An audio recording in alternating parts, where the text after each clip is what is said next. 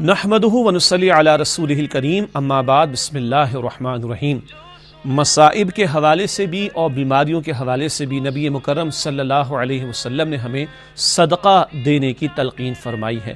ایک روایت میں یہ ذکر بھی آتا ہے کہ اپنے بیماروں کا علاج صدقے کے ذریعے کیا کرو، کہ صدقہ راہ خدا میں پیش کرو تاکہ تمہارے بیماروں کو شفا یابی میسر آ سکے۔ اور ایک حدیث ہم نے بچپن سے سن رکھی ہے، اللہ کے نبی صلی اللہ علیہ وسلم نے ارشاد فرمایا صدقہ بلاؤں کو ٹالتا ہے، اور یہ بھی ارشاد فرمایا کہ صدقہ بری موت سے بچاتا ہے۔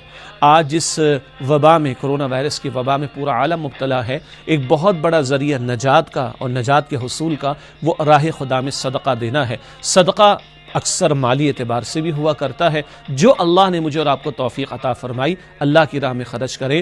آج ہزاروں نہیں لاکھوں افراد ایسے ہیں کہ جن کو 2 وقت کی روٹی کا میسر آنا خاصا مشکل معاملہ ہو گیا۔ اپنے قرب و جوار میں دیکھ لیں، آس پاس دیکھ لیں، جس طریقے پر بھی اللہ تعالیٰ کی فضل سے ہم کوشش کر سکیں اللہ کی راہ میں صدقہ دیں۔ دوسروں کو کھانا کھلانے کے تعلق سے، ان کی بنیادی حاجات کو پورا کرنے کے اعتبار سے، کوئی اور کسی مشکل کے اندر ہے اور مالی طور پر اس کے ساتھ تعاون ہو سکتا ہے، کوشش کریں۔ اللہ مجھے بھی توفیق دے، آپ کو بھی توفیق دے۔ انفرادی طور پر ہو، اداروں کی سطح پر ہو، جہاں تک بھی ممکن ہو کوشش کریں کہ راہ خدا میں صدقہ دیں، کہ اس سے بیماریوں کا علاج بھی ہوتا ہے اور اس سے وبائیں بھی ٹلتی ہیں، اس سے بلائیں بھی ٹلتی ہیں، اور صدقے سے اللہ تعالیٰ کے فضل و کرم سے یہ بھی ہوگا کہ بری موت سے بھی بچ سکیں گے۔ اللہ تعالیٰ مجھے اور آپ کو خوب اپنی راہ میں خرچ کرنے کی، مخلوق خدا پر خرچ کرنے کی، اللہ کی راہ میں خرچ کرنا اور مخلوق خدا کے لیے ان کی حاجات کو پورا کرنے کے لیے خرچ کرنا، اللہ ہم سب کو اس کی توفیق عطا فرمائے، آمین یا رب العالمین۔ وآخر دعوانا الحمد للہ رب العالمین،